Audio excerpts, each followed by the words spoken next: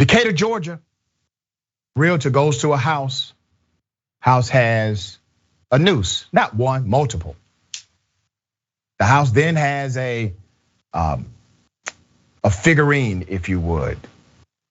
It's white, pristine. Let's go to the video.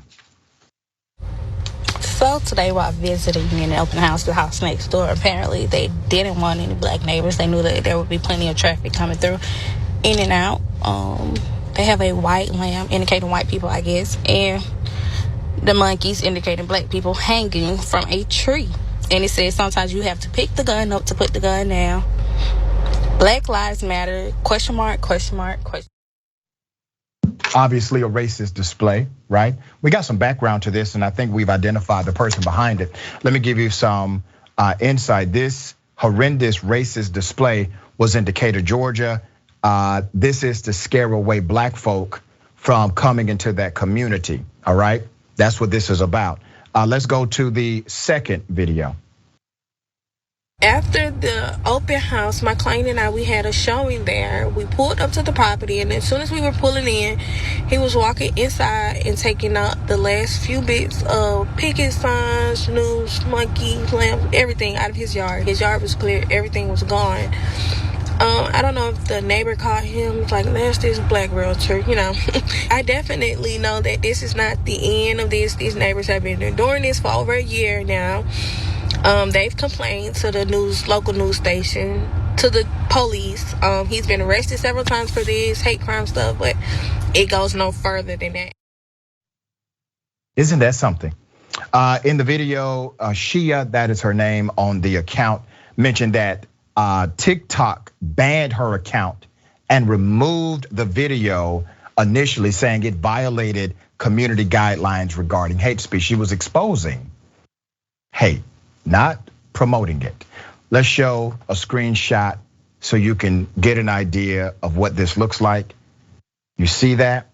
People had to pass that. People live around that. A realtor goes around that house to that community, and there it is. One commentator suggested that the homeowner was a previous offender named James Edward Avery.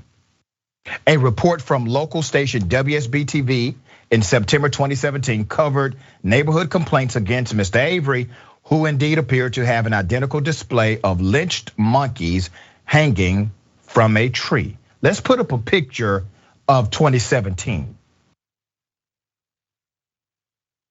Now call me crazy, but that is the exact same display, okay? Who's behind it? Put up the picture of Mr. James Avery. Yeah, we found him. There he is.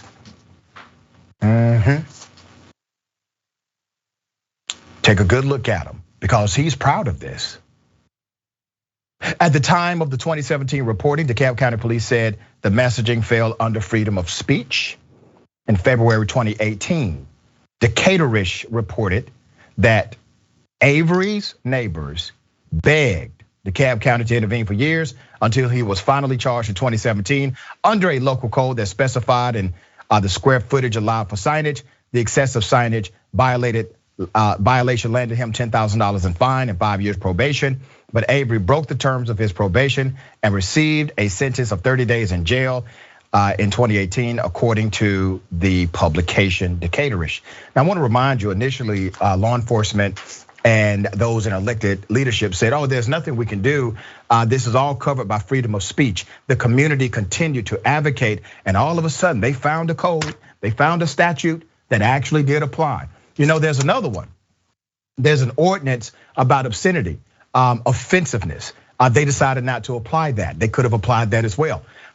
Typically, you have to encourage, advocate for the laws to be applied to white supremacists. It is amazing to me that it took this much to get some movement, and it is amazing to me that initially the elected leadership of that locality decided not to engage the community properly. All right, Ms. Khan, thoughts on this? You know, whenever people are dealing with a racist situation, the onus is on the victim to prove that somebody was acting racist towards them. And a lot of times it's a very, very difficult thing to do, because there's so many ways to explain away what could be perceived as racism, right? So even when I was first initially watching the TikTok, I thought, wow, yeah, there's a lamb over here, there's monkey. Like, it's very obvious imagery to most people, but it's something that people could, if they really wanted to, dispute, say, no, that's not what that represents. But then as she kept panning, it was like Black Lives Matter and all the question marks. It's like, how overt do you have to be before this is an actual hate crime? Right? How much do you tolerate before you say we should actually do something about this? And the sad part about all of this is that his goal was probably effective. If I walked up to a house and I was considering buying a house in this neighborhood and I saw that, even if the guy no longer lives there or whatever the case is, I don't want that house anymore. So it sucks because at the end of the day, he might have actually gotten what he wanted. I mean, we don't know because the story hasn't concluded yet, but it's really sad. And then all the mechanisms that are in place to prevent things like this from happening, and then whether or not they actually work, is up to the people in charge. And a lot of times those things come down to one or a handful of people deciding to do what they're supposed to do or not. That's right, very well said.